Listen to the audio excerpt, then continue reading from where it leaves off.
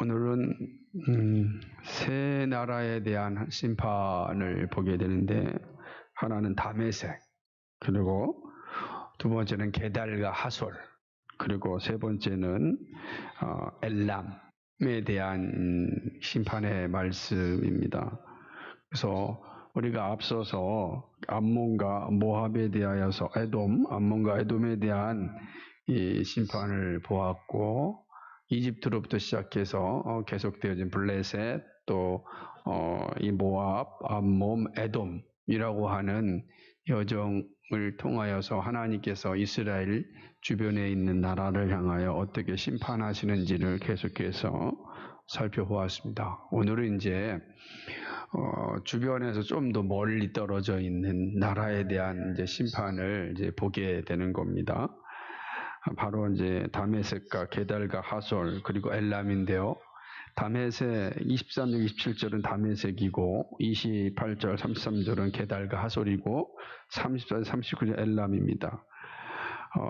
이 다메섹이 어디냐라고 하면 시리아 지역입니다. 시리아, 그러니까 이스라엘의 북쪽에 있는 나라입니다. 우리가 다메섹이 참 우리에게는 잘 기억이 나는 건, 우리가 잘 아는 바울이 이 다메섹에서 회심하였기 때문에, 예수님을 만나고 회심하였기 때문에 우리는 이 다메섹을 잘 이해하고 있습니다. 다마스쿠스라고 하는 곳인데요.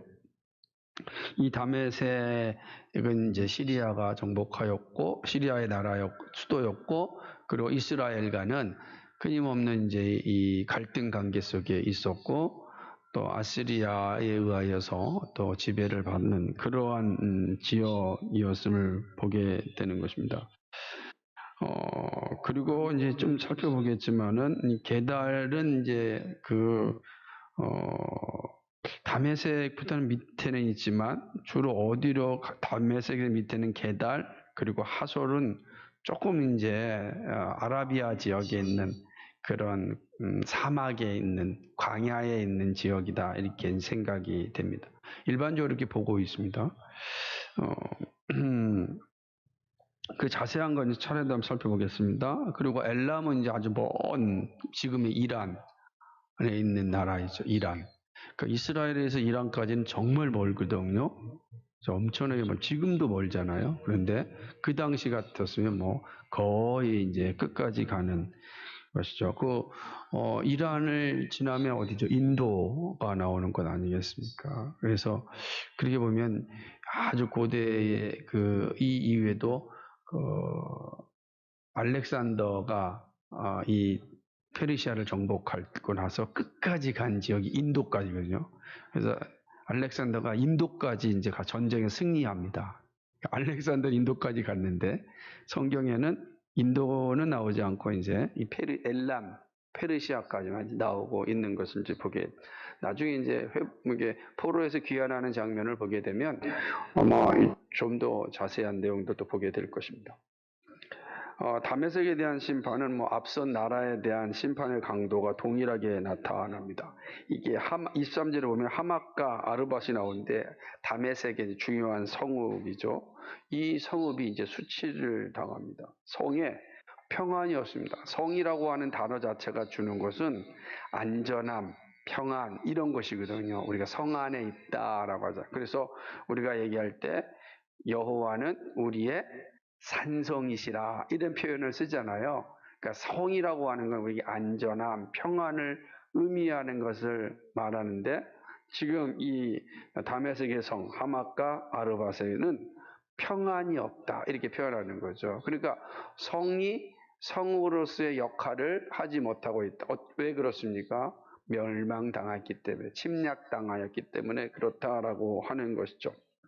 성의 평안이 없으니 거기서 살 수가 있겠습니까? 살 수가 없는 것이죠. 그러니까 도망하려고 하겠죠. 다 도피하는 것입니다.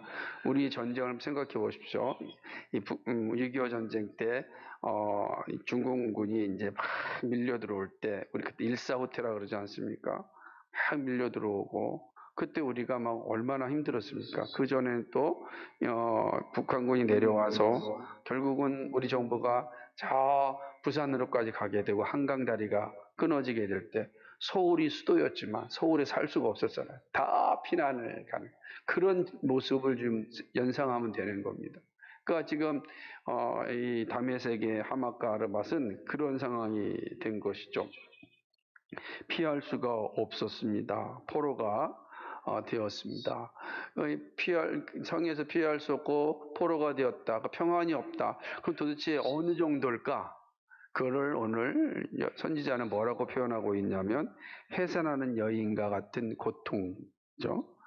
해산하는 여인 같은 고통이 있다라고 하는 거예요. 그러니까 정말로 엄청난 이제 슬픔이 가득한 모습을 보여주는 거죠. 즐거움이 있었던 성읍이 버려진 성읍이 된 것입니다. 왜 이렇게 되었습니까? 시리아 사람들은 잘 몰랐을 겁니다. 왜 우리가 이런 일을 당해야 돼? 아마 이렇게 생각할지 몰라요. 우리가 잘 준비를 하지 못했기 때문에, 우리가 국력이 모자랐기 때문에, 우리가 외교력이 좀 부족하였기 때문에, 막 여러 가지 생각을 할 수 있지 않았겠어요? 그런데 하나님이 뭐라고 말씀하시죠? 내가 심판하였다. 내가 심판하였다. 이렇게 말씀하는 겁니다. 이게 의미심장합니다. 하나님을 알지 못한 다메섹이라 자신들의 멸망에 대해서 단지 이성적으로만 판단하고 생각하였겠지만, 그러나 하나님 말씀, 내가 심판한 것이다 라고 이야기하는 것이죠. 26절과 27절에 보니까 하나님께서 다메섹의 청년들이 거리에 엎드려지고 모든 군사는 멸절될 것이고, 베나닷의 궁전, 베나닷은 이 다메섹의 왕입니다. 베나닷 왕조라 그래요. 베나닷 1세, 베나닷 2세, 베나닷 3세 이렇게 되는데, 이 베나닷의 3세가 되겠죠. 그러니까 베나닷 궁전이 불살라질 것이다. 그러니까 이제 성읍 자체가 완전히 다 파괴되어지고 사람이 살 수 있는 곳이 되지 못하는 것이죠. 버려진 곳. 이게 하나님의 심판인 겁니다. 이어서 이제 게달과 하솔에 대하여서 말씀을 합니다. 게달은 지역이 명확하게 나와 있습니다. 다시 말하면 다메섹 밑에 있는 지역이 됩니다. 그런데 하솔은 참 명확하지 못해요. 왜 그러냐면 하솔이라고 하는 지역이 이스라엘 북부에 있어요. 다시 말하면 그 갈릴리로 가는 지역에 보면은 하솔이 있거든요. 하솔이라는 지역이 구약성경 하솔 왕 야빈 이게 돼 있잖아요. 옛날 이스라엘 점령할 때. 그러니까 그쪽에 이제 있는데, 그러면 다시금 이스라엘 경내로 와야 되잖아요. 이스라엘 나라니까 심판의 경고에 있을 필요가 없는 거죠. 그러니까 분명 그 땅은 아닐 겁니다. 그럼 하솔이 어디겠는가? 라고 생각할 때 하솔은 아마 아라비아 광야라고 볼 수 있다. 아라비아 광야는 어디냐면요, 요르단 밑에 홍해 옆쪽으로가 다 아라비아 광야, 그러니까 아라비아 광야, 아라비아라고 보면 되는 겁니다. 그 지역이고 상당히 광야로 되어져 있는 지역이기 때문에 아마 그쪽이 하솔이 아닐까 이렇게 생각을 합니다. 그렇게 보는 이유는 31절 때문에 그런데, 31절을 보게 되면은 하나님께서 바벨론을 향하여서 하솔을 침략하라, 하솔을 멸망시켜라 라고 말씀하시는 거야. 그러면서 뭐라고 말씀하고 있냐면 그들은 성문도 없고 문빗장도 없다 이렇게 얘기합니다. 성문도 없고 문빗장도 없다는 것은 이 하솔이라는 나라가 어떤 나라, 성을 가지고 있는 정착민이 아니라는 것을 의미하지 않겠어요? 유목민이다 라고 하는 걸 보여주겠죠. 그래서 유목민이라고 한다면 지금도 마찬가지인데 이스라엘이나 요르단이나 지금도 마찬가지로 사우디아라비아나 이 유목민들이 있어요. 그들을 우리는 뭐라고 그러냐면 베두인이라 그래. 베두인들은 여전히 이게 유목민처럼 떠돌아다니면서 살아가고 있습니다. 지금도 그래요. 그러니까 물론 정착한 베두인도 있지만 여전히 이제 유목하고 생활하는 베두인들이 있거든요. 그러니까 아마 이들이 아마 베두인들 족이 아닐까 이게 이제 보는 겁니다. 그러니까 문빗장도 없고 성문도 없는 이 하솔을 전부 다 멸절시키라 이렇게 말씀하고 있거든요. 게달도 마찬가지입니다. 게달도 침략하라고, 바벨론을 향하여서 침략하라고 이야기하는 것입니다. 게달의 모든 소유를 다 빼앗으라고 말씀합니다. 그러니까 아주 철저하게 게달과 하솔을 향하여서 심판을 하는 것이죠. 32절과 33절이 보여주는 것처럼 게달과 하솔의 모든 가축이 다 빼앗기게 됩니다. 가축이 빼앗기게 되고 그들의 모든 그 장막들이 다 불살라 없어지게 됩니다. 여러분 한번 생각해 보세요. 광야에 집이 있어요. 그 다음에 이제 장막이 있고 거기에 가축이 있어요. 그럼 누가 있겠어요? 사람이 있겠죠. 근데 거기 가축이 없어졌어요. 장막이 없어지면 광야는 뭐가 될까요? 아무것도 황무지가 되는 거잖아요. 지금 그 얘기하는 거예요. 지금 하솔을 그렇게 다 소유를 다 빼앗아 가면 그곳이 어떻게 된다? 광야가 될 것이다. 근데 어떤 광야가 되냐라고 할 때 참 끔찍한 표현을 쓰고 있는데 여기 이렇게 말씀하고 있는 겁니다. 49절을 보게 되면은 뭐라고 표현하고 있는지 한번 보세요. 같이 한번 보겠습니다. 33절인데 같이 읽어볼까요? 시작. 하솔은 실랑의 거처가 되어 영원히 황무하리니 거기 거하는 사람이나 그 중에 의고한 아무 인자가 없게 되리라. 이렇게 됐어요. 실랑의 거처가 된다. 이 실랑이 뭘까? 이제 실랑은 일반적으로 이게 그 광야에 사는 이리들이 아닌가 이렇게 얘기하는데 또 우리 개혁개정판에서는 큰 뱀으로 이제 번역을 했어요. 이 크시랑을 큰 뱀 이제 해석한 겁니다. 그러니까 광야에 뱀만 있는 겁니다. 큰 뱀만 있는 겁니다. 사람이 살 수가 없는 거죠. 뭐 이리가 있든지 큰 뱀이 있든지 그거는 사람이 없는 거 다 물려 죽죠. 이런 광야의 그 뱀은 정말 무서운 독을 가지고 있어서 한 번 물리면 정말 이게 바로 죽는답니다. 이 광야에 있는 이 뱀은 정말 무섭다고 그렇게 이야기합니다.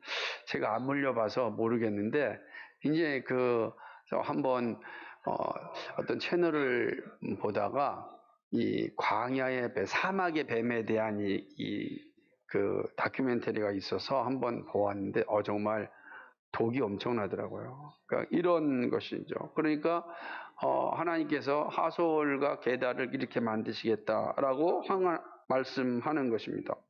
이 모든 것은 바벨론에 의하여 진행을 합니다. 하지만 그 일을 행하신 분은 하나님이시죠. 이걸 말씀하고 있는 겁니다. 자, 하나님의 심판은 이제 아수르를 지나 또 이제 게달과 하솔을 지나서 엘람으로 향합니다.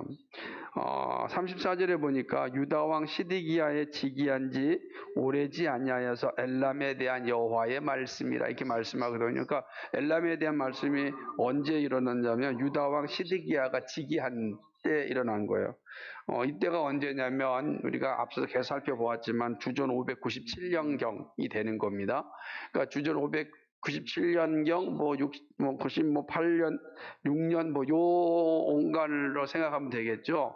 이때에 엘람에 대하여서 이제 말씀하는 거예요. 엘람이 어디냐? 엘람은 지그로스 산맥이 있는 그 산맥에 이제 사는 그 민족 종족이란 말이에요. 그 지그로스 산맥은 어떻게 이루어졌냐면 터키로부터 시작해서 이란까지 터키 그 다음에 또 어디죠? 터키 그다음에 그 이란 위에가 그 쿠웨이트인가요? 그쪽으로 해서 쭉 이어지는 이라크. 쿠웨이트가 아니라 이라크. 그러니까 터키, 이라크, 이란으로 이어지는 가장 큰 산맥이 이 지그로스 산맥이에요. 이 지그로스 산맥 이게 이제 사는 민족이에요. 거기가 어디냐? 지금의 이란이에요. 지금의 이란. 그러니까 당시에 페르시아라는 제국이 형성되기 전에 있었던 부족이에요. 페르시아 전 부족이에요. 이게 되게 중요한 의미를 가지고 있는 겁니다. 그때 하나님께서 지금 예레미야를 통해서 주신 말씀이 바벨론으로 하여금 그 엘람을 뭐 하라는 거예요? 멸망시키는 겁니다. 침략하게. 이스라엘이 멸망하였으니까 바벨론을 통하여서 엘람을 이제 멸망시키게 되는 거죠. 엘람이 어떤 나라인지는 이사야 선지자도 증거하였습니다. 이사야서 22장 6절, 21장도 마찬가지고 21장, 22장에 엘람에 대하여서 이사야 선지자도 하나님의 어떤 심판에 대한 말씀을 주면서 엘람에 대해서 이야기하면서 엘람이 어떤 나라냐라고 할 때 이사야서 22장 6절에 보면은 이렇게 돼 있어요. 엘람 사람은 전통을 줬고 병거 탄 자와 마병이 함께하였고 이렇게 되었습니다. 그러니까 전통이라는 게 뭐냐, 활을 잘 쏘는 사람은 그러니까 기병이죠. 마치 우리 고구려 사람들이 생각하면 돼요. 고구려 사람들은 다 그냥 전통을 메고 말을 타고 다니면서 활을 쏘는 기마 민족 아니었어요? 그러니까 이 엘람 사람들이 그런 사람이다. 그럼 뭐예요? 엄청난 힘을 가지고 있다는 거예요. 그러니까 이 말을 타고 활을 쏜다는 건 고대 사회에서는 엄청난 전력을 가지고 있는 사람이고, 마치 오늘식으로 얘기한다면 미사일을 가지고 있는 민족이에요. 그것도 엄청난 미사일인데 단지 어디서 쏘는 미사일입니까? 그 공중에서 비행기로 그냥 F-25인가요? 요새 최고의 그 비행기로 미사일을 쏘는 거. 그 가장 무서운 나라죠. 공중과 바다를 사실은 제압한다면 그것처럼 큰 힘이 없습니다. 그러니까 이 엘람이 그러한 민족이었습니다. 그런데 오늘 본문 35절을 보게 되면 엘람의 힘이 으뜸이 되는 활을 꺾을 것이다, 이렇게 말씀하는 거예요. 그러니까 활이 꺾어진다는 것은 힘을 잃는다는 거죠. 마치 삼손의 힘의 근원이 머리거리였잖아요. 머리결이 잘라졌을 때 힘이 잃었듯이 엘람의 힘의 근원이 활인데 활을 꺾을 것이다라는 것은 엘람이 이제 망한다라고 하는 것을 이제 말씀하는 것입니다. 그리고 난 다음에 이들을 하늘에서 사방에 바람을 불어서 흩으실 것이다, 이렇게 이야기하는 거예요. 이 의미는 오늘 우리보다도 이 당시 사람들은 정확히 잘 알고 있죠. 광야에 사는 사람들은 바람이 불면은 모래가 확 흩어지는 걸 너무 잘 보았단 말이에요. 그러니까 그렇게 말씀한 것은 엘람을 그렇게 다 흩어버리겠다, 모래처럼 다 흩어버리겠다라고 하는 거죠. 하나님은 엘람을 향한 진노를 바벨론을 통하여 내릴 것이라고 말씀합니다. 그러니까 엘람의 진멸이 선포되어집니다. 이게 38절까지. 그러니까 이스라엘가 너무 먼 나라 아니겠어요, 지금, 그죠?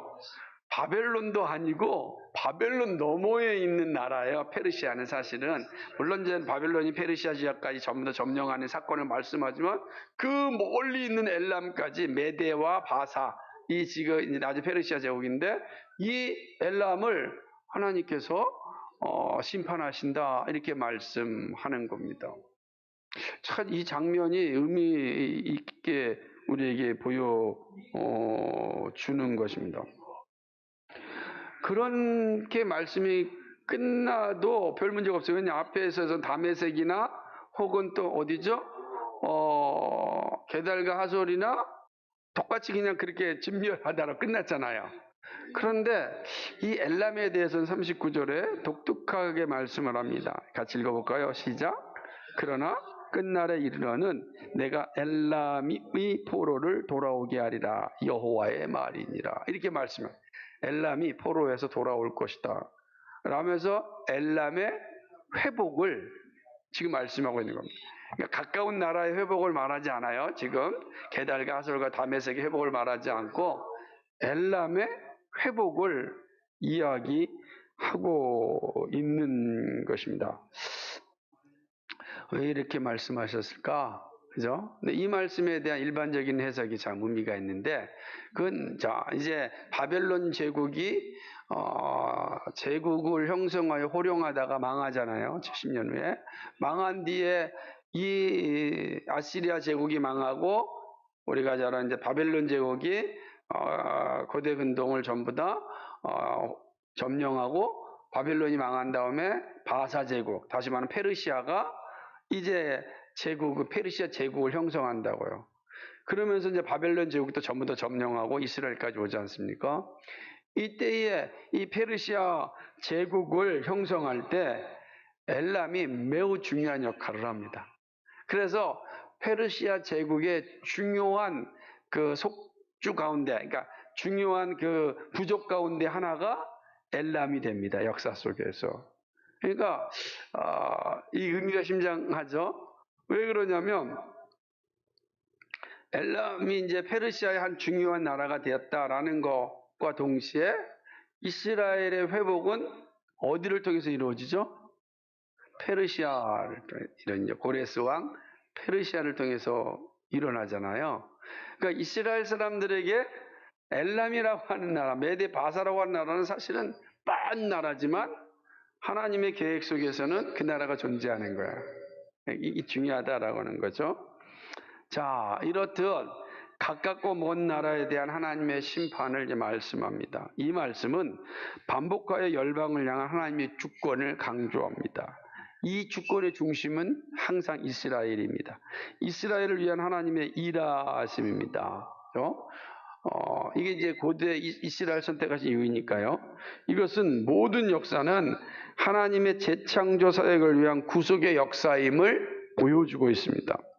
엘람을 언급하면서는 우리는 장차 일어날 바벨론의 멸망과 페르시아의 등장, 그리고 그 포로에서 회복하는 전 역사를 보게 됩니다. 이 하나의 말 속에서 사실은 하나님의 웅장한 구속 계획이 일어나고 있는 것을 보게 되는 것이죠. 이 열방을 향한 심판의 말씀은 현대를 살아가는 우리에게도 매우 의미가 있습니다. 그렇게 의미에서 본문을 통하여 알려주시는 바른 가르침을 우리 가져야 합니다. 자, 그러면 이 세 나라의 심판, 그리고 엘람의 심판과 회복을 통하여서 우리에게 가르쳐 주시는 그 교훈이 무엇일까? 첫 번째, 오늘 두 가지 생각해 볼 건데, 첫 번째는요, 작은 것도 하나님의 주권에 있다라는 사실입니다. 사실은 다메섹, 게달, 하솔, 엘람 등은 당시의 관점에서 보면은 주도적인 나라가 아니었습니다. 그냥 작은 부족의 나라였어요. 오히려 암몬이라든지 모압이라든지 에돔에 비하여서는 작은 나라들이었다. 사실은 이게 참 의미 있는 겁니다. 더군다나 엘람은 그 루스 산맥의 그냥 한 부족이란 말이에요. 부족이었다.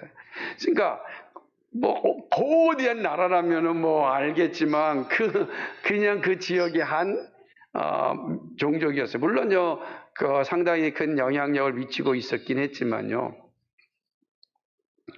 저는 생각해 봅니다. 이 작은 나라들을 언급하지 않아도 이미 우리가 엄청나게 했잖아요. 이집트, 블레셋, 그죠? 모압, 에돔, 암몬, 에돔 이것만 얘기해도 사실은 하나님의 주권과 하나님의 일하심이 다 이해가 되잖아요. 더 이상 얘기하지 않는다 할지라도.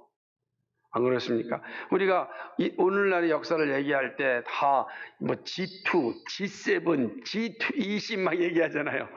그 어마어마한 나라들만 우리는 알고 있잖아요. 그런데 우리가 동티모르 이런 나라 모르잖아요. 또 나미비아 이런 나라 잘 모르잖아요. 그런데 올림픽이나 하나 보면은 그냥 한 명씩 오는 나라를 저런 나라도 있어?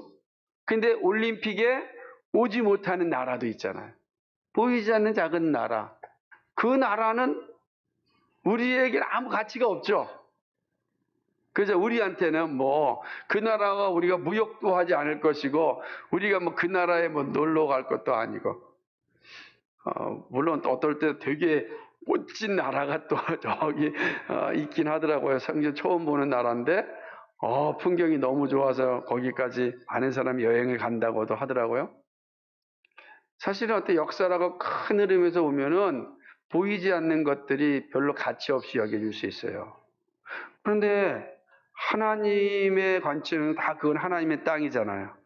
하나님의 다스림 속에 있는 나라잖아요. 하나님의 형상으로 지음받은 사람들이 존재하는 나라잖아요. 하나님의 주권 속에서 그 나라들이 하나도 가치가 없는 게 아니라 다 가치가 있단 말이에요. 이 사실을 사실 보여주는 것입니다. 작은 것이라고 해서 하나님의 주권에서 벗어나지 않습니다. 그죠? 그러니까 인류의 큰 역사에 보면은 그 작은 나라의 흥망성쇠는 별 의미가 없다고요. 인간으로 볼 때. 근데 하나님의 본에서는 그 나라도 하나님의 주권 속에 있는 겁니다. 하나님의 주권 속에 있음을 우리가 보여주는 거죠. 이 땅의 모든 일이 다 하나님의 주권과 섭리 아래 있습니다. 사람이 그 일을 계획하지만 일을 이루시는 건 하나님이시다라고 하는 거죠. 이 땅의 모든 나라와 종교들이 스스로 자신들의 일을 말하지만 하나님의 주권 아래 존재합니다. 하나님의 주권은 사람의 생로병사를 포함하죠.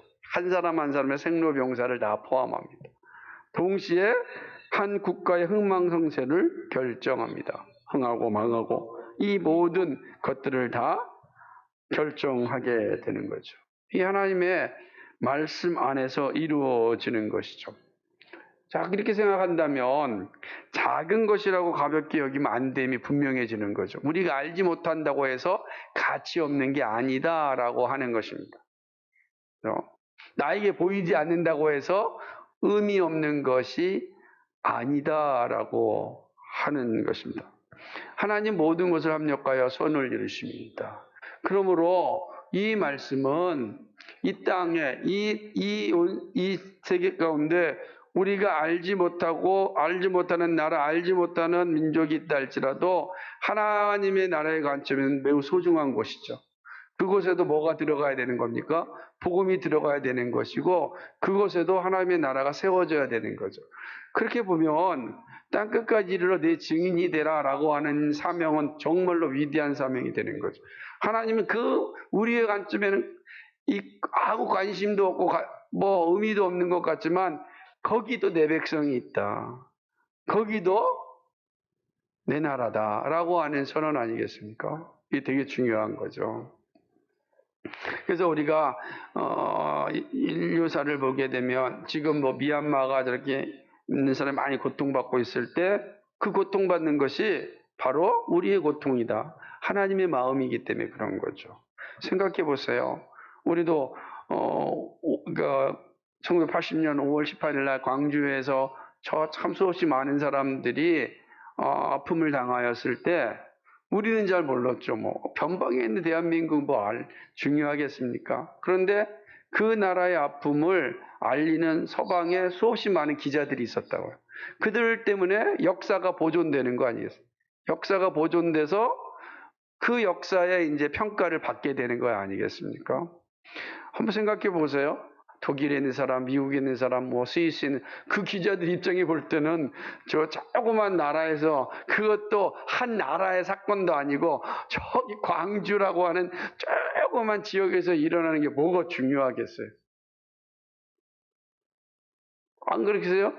런던에 있는 사람이 뭐가 중요하겠냐. 그런데 참 놀랍지 않습니까? 그 일의 중심에 대부분 기독교인들이 있었다는 사실입니다.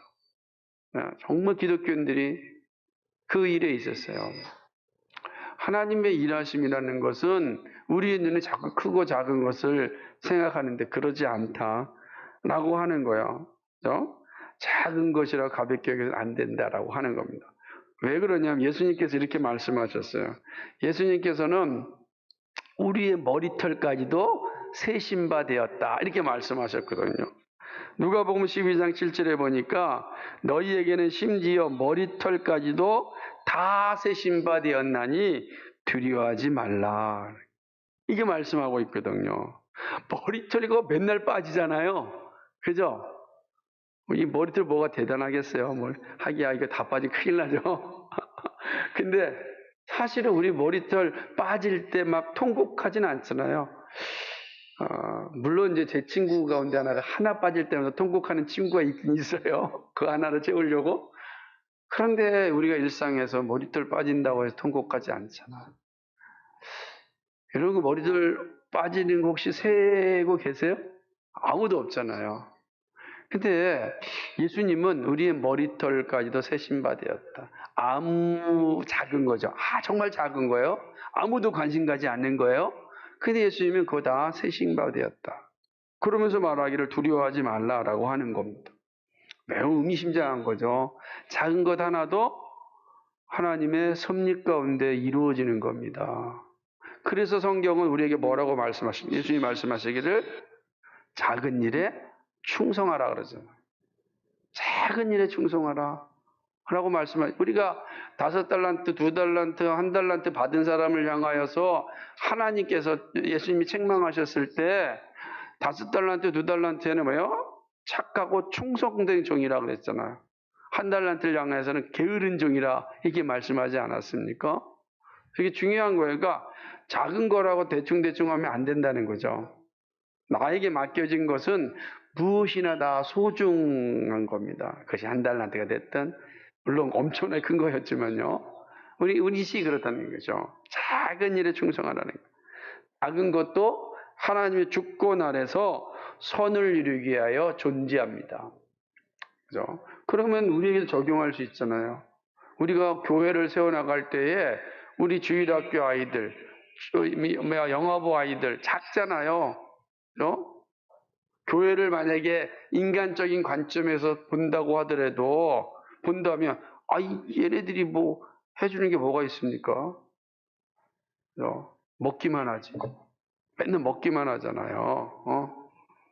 제가 사온 이 나초도 전부 다 그냥 마치 그 메뚜기 떼가 오면은, 그죠?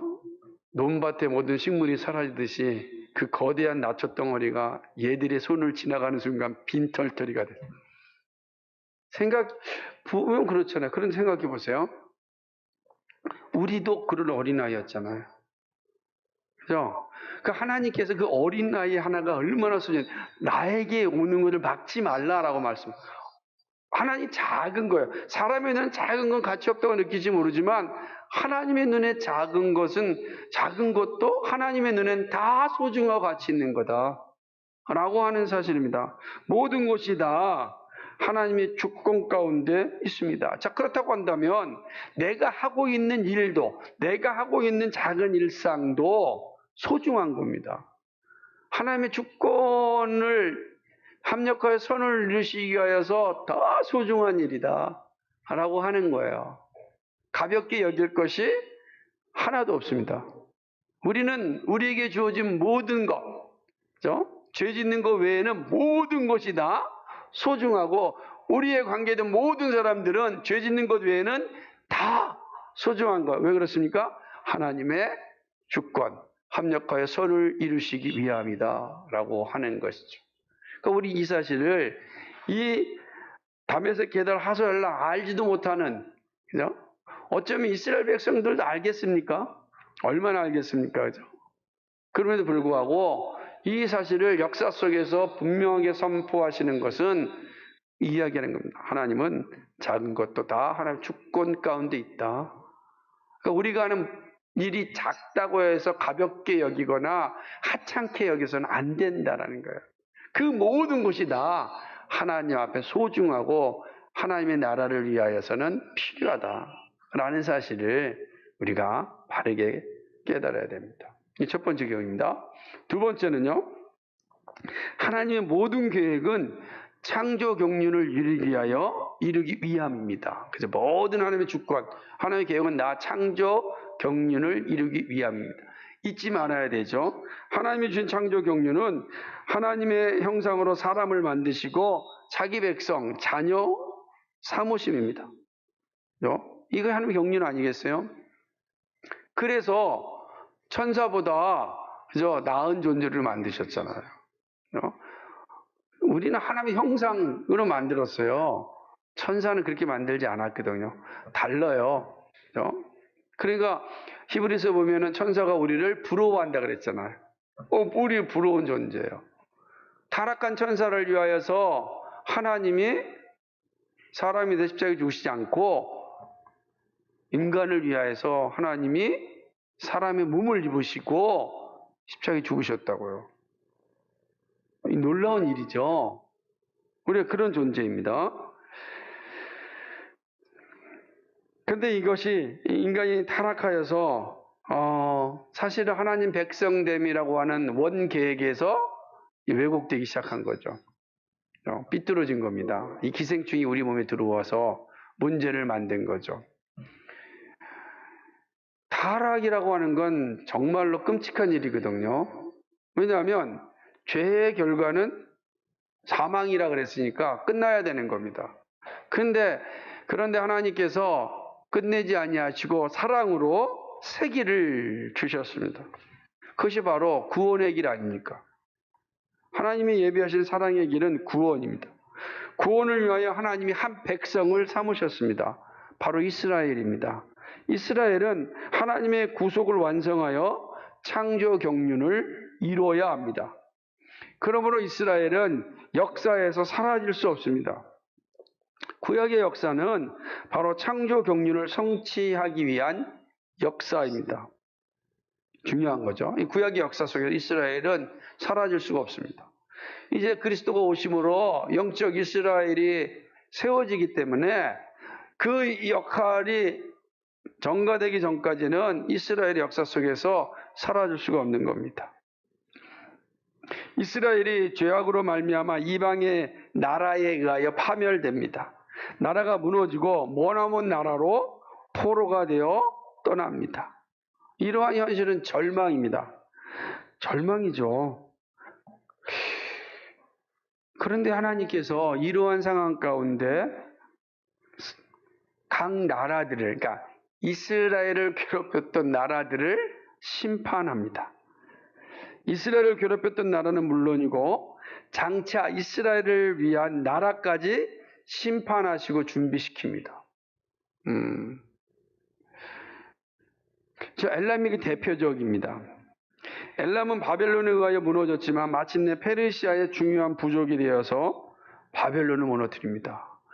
바벨론에 의하여 지배당하였던 페르시아 입장에서는 같은 지배를 당하고 포로가 되었던 이스라엘에 대해서 남다르지 않겠습니까? 그죠? 같이 포로가 되어가지고 더군다나 바벨론에 의해서 아주 잔인하게 짓밟혔는데 잔인하잖아요. 지금 우리가 심판을 보게 되면 바벨론이 얼마나 잔인하게 지금 각 나라들을 점령하고 있는지를 보여주고 있지 않습니까? 그 잔인함에 대한 그 모습이 페르시아에 다 있지 않습니까?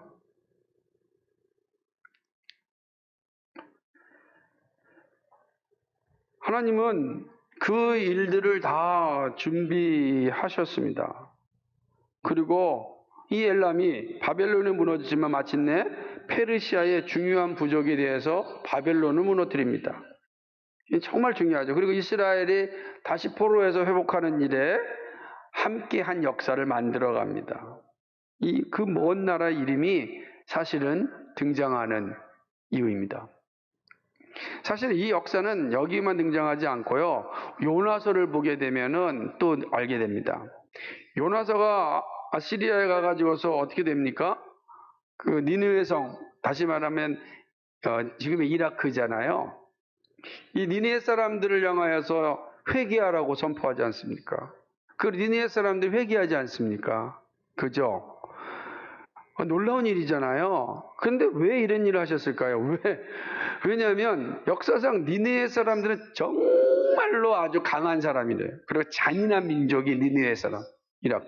그래서 그들은 자신들이 포로로 잡은 나라는 아주 잔인하게 없앴답니다. 잔인하게. 근데 이스라엘도 마찬가지예요. 그런 상황을 너무나 잘 알고 있었는데, 그러니 이 요나 선지자 가가지고서 니느웨 사람들을 와서 회개하고 구원을 선포하라는 거, 그거 하고 싶겠습니까? 이 잔인한 나라는 이에는 이, 눈에는 눈으로 그렇게 심판받아야 합당한데 저들을 회개하여서 구원시키란 말입니까? 이거 감당할 수 있겠어요? 그러니까 싫다고 한 거였어요. 그러나 하나님은 요나를 니느웨로 보내고 니느웨를 회개시키지 않습니까? 왜 그렇게 하셨을까? 그 역사는 잘 모릅니다. 결국은 나중에 아시리아가 제국이 되어서 이스라엘을 점령하지 않습니까? 놀라운 것은요, 얼마 되지 않는 시간인데 아시리아는 요나를 통하여서 하나님의 메시지를 받고 회개하였잖아요. 그 니느웨는 유일하게 이스라엘만 강하게 핍박하지 않았습니다. 잔인하게 대하지 않았습니다. 보존하여 주었습니다. 이스라엘을. 이 놀라운 역사죠. 하나님의 이 구속의 역사라고 하는 것은 우리의 시각을 넘는 거예요. 그 시각이 넘는 게 엘람을 통하여서도 우리는 볼 수 있다라고 하는 것이죠. 예수님은 하나님의 섭리하심을 알기에 십자가를요 담대하게 지셨습니다. 제자들이 도망가는 그 아픔 속에서 십자가를 끝까지 감당하셨습니다. 왜냐하면 하나님의 창조 경륜은 십자가를 통과하지 않고서는 이룰 수 없음을 잘 알고 있었기 때문입니다. 하나님의 자기 백성 삼으시려면 이 십자가가 반드시 있어야 되는 거예요. 예수님은 그래서 하나님의 뜻대로 하기를 원하였고 십자가를 끝까지 감당하셨습니다. 그죠? 하나님의 모든 계획은 다 어디에 있다고요? 창조 경륜을 이루시기 위함입니다. 역사 속에 나타난 하나님의 심판, 이방인을 향한 하나님의 심판, 그 반면에 또 예수님께서 짊어지셔야 했던 십자가, 다 하나의 목적이 있는데 창조 경륜, 다시 말하면 하나님 자기 형상으로 지음받은 우리를 자녀 삼으시기 위함이다 라고 하는 것이죠. 이것은 오늘도 동일합니다. 교회를 세우시고 믿음의 사람을 부르시는 이유입니다. 창조 경륜을 완성하기 위함입니다. 모든 역사는 다 이 일을 위하여 돌아가고 있습니다. 오늘 온 세계 역사가 이 일을 위하여 돌아가고 있습니다. 그리스도인은 어떤 사람이냐? 이 비밀을 아는 사람이요, 이 비밀을 맡은 자들입니다. 창조 경륜을 성취하기 위하여 우리를 부르시고 삶의 현장에 보내셨습니다. 그래서 자기 나라에서 교회를 세우시고 교회를 세우고 난 다음에는 하나님의 창조 경륜을 완성하기 위하여 선교사를 파송하는 겁니다. 그래서 우리가 알지 못하는 나라, 듣지도 보지도 못했던 그곳으로 하나님의 사람들을 보내는 거예요. 우리만 보내지 않잖아요. 전 세계에 교회가 세워진 나라가 보내지 않습니까? 중국도 그렇게 많이 보내지 않습니까? 중국이 중동으로 가서 많은 사람들이 중동에 복음을 전하다가 IS에 의해서 순교를 많이 당했습니다. 중국의 선교사들이. 하나님의 일하심이 그런 겁니다. 그러니까 우리의 눈에는 그게 잘 보이지 않지만 하나님의 원대한 계획 속에서는 일이 이루어지고 있는 거예요. 우리가 지금 예레미야를 통해서 이방 나라의 심판을 통하여서 저 엘렘이라고 하나 앞으로 한참 바벨론이 70년 동안 제국을 형성할 것이고 그 이후에야 비로소 페르시아라는 나라가 나올 것인데 그때까지 하나님의 역사를 보고 계시는 거죠. 오늘 우리도 그렇게 사용하고 계시다라고 하는 거죠. 그리스도는 어떤 사람이냐? 이 하나님의 창조 경륜이라고 하는 놀라운 비밀을 아는 사람입니다. 그리고 그 비밀을 가지고 삶의 현장으로 보냄을 받은 사람이죠. 그러니까 우리가 하는 모든 일은 다 이 하나님의 일, 창조 경륜을 이루기 위함입니다. 우리가 열심히 일하는 이유가 어디 있습니까? 이 하나님의 창조 경륜을 성취하기 위함입니다. 여러분이 열심히 일하는 이유가 단지 나의 삶의 현장에서 배고픔을 면하고 어떤 삶의 질을 유지하기 위하여서 하는 것이 아니라 그거는 창조 경륜을 모르는 사람들이 하는 일이에요. 우리는 그들의 일반 은총 속에 있는 사람들 통해서 좋은 것을 많이 공급받죠. 감사하죠. 근데 그리스도인들은 공급받는 것으로 끝나는 것이 아니라 공급받는 목적이 하나님의 창조 경륜을 성취하기 위함이다. 이 사실을 알고 살아가는 사람입니다. 그래서 우리는 그리스도인 다르게 살아가는 사람들입니다. 시대의 아픔을 공유하면서 열방의 아픔도 같이 몸으로 감싸고 살아가는 사람들이죠. 그래서 이웃의 아픔을 외면하지 않습니다. 열방의 아픔을 외면하지 않는 거예요. 그리고 그리스도인들은 누구보다도 이 기후 위기에 있어서 민감하게 생각을 갖는 사람입니다. 아, 그렇지. 조금이라도 한번 노력해보자 라고 하는 사람이 그리스도인들이에요. 그러나 이 하나님의 창조 경륜을 모르는 사람들은 모든 것이 자기중심적입니다. 이기적입니다. 자기만족입니다. 자기만을 위하여 삽니다. 그래서 당장 이 세상이 변화가 없고 기후로 말미암아 위기가 오지 않으니까 함부로 행동합니다. 그렇게 살아가는 거예요. 그리고 그리스도인들은 그렇게 살 수가 없습니다. 살아서도 안 됩니다. 왜냐하면 우리는 하나님의 창조 경륜을 이루는 사람이기 때문에 그렇습니다.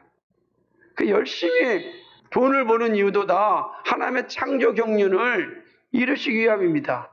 교회가 존재하는 이유도 하나님의 창조 경륜의 실체를 보여주기 위함입니다. 그러므로 교회가 하나님의 창조경, 하나님의 자기 백성 삼으심에 대한 이 놀라운 사실, 이 언약의 성취, 하나님의 이 언약, 이 창조 언약이라고도 하는 거죠. 이 창조 언약의 성취를 분명하게 알려주기 위하여, 그리고 그 언약의 성취를 삶의 현장에서 이뤄가기 위하여서 교회가 세워지는 겁니다. 그 언약의 확장을 위하여서 선교를 하는 겁니다. 그게 바로 우리가 하는 일이다 라고 하는 사실이죠. 하나님의 계획은 다 여기에 있어요. 다 여기에 있습니다.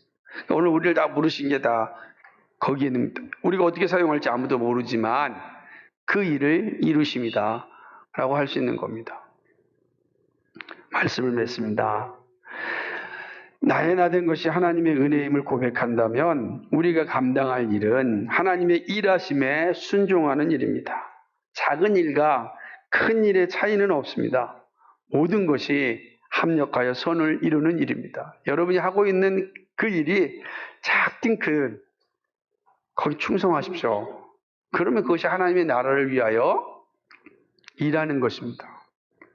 하나님께서 우리 안에 주시는 하나님의 놀라운 은혜의 소리가 있다면 그 은혜의 소리에 순종하면 됩니다. 그것이 하나님의 나라, 하나님의 그 창조 경륜을 성취하는 일에 내가 쓰임받고 있는 거예요. 하나님 나라의 영광이 우리에게 분명히 나타납니다. 근데 그 시작은 언제 이루어지는가? 언제나 항상 변함없이 하나님을 예배하고 하나님을 친밀하게 아는 일에 있습니다. 그게 시작이에요. 이 일이 없다면 다음 일은 없습니다. 하나님을 예배하고 그를 아는 지식에서 자라날 때 하나님 나라의 성취, 창조 경륜의 성취를 행하는 겁니다. 여기서도 시작되는 거예요. 그리고 교회는 그 하나님의 이 창조 경륜을 충분하게 바르게 가르쳐야 됩니다. 그래서 그 말씀을 받고 이제 삶의 현장으로 가야 되는 것입니다. 그러니까 이 시작이 무너지면 안 되는 거죠. 그러므로 우리의 삶에 적용하려면 어떻게 되겠습니까? 늘 하나님을 예배하고 하나님을 아는 일에 우선 시작을 해야 되는 거예요. 그래서 하나님 교회를 세우시고 예배케 하는 것이고 여러분이 매일매일 말씀을 통하여서 하나님을 친밀하게 알아가는 겁니다. 하나님을 잘 알아가는 겁니다. 하나님 이런 분이구나. 하나님 좋아하시는 게 무엇이고 하나님 싫어하시는 게 무엇이구나 알아가는 겁니다. 그런 측면에서 이번에 그 잠언은 매우 의미 있잖아요. 아, 하나님 이러신 분이구나 아는 겁니다. 그 알 때 우리가 하나님의 창조 경륜을 위하여 온전히 쓰여지게 되는 겁니다. 우리 교회도 여러분도 이런 은혜가 우리 가운데 충만하기를 간절히 소망합니다. 기도하겠습니다. 거룩하시고 자비하신 아버지 하나님 고맙고 감사를 드립니다.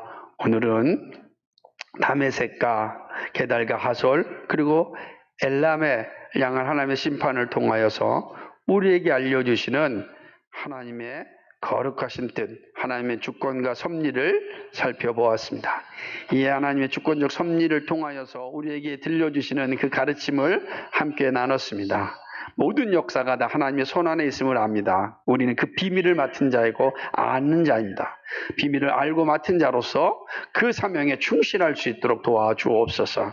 하나님, 하나님을 예배하고 하나님을 아는 이 시작부터 잘 감당하여서 삶의 현장에서 이 일에 쓰임받을 수 있도록 도와주옵소서.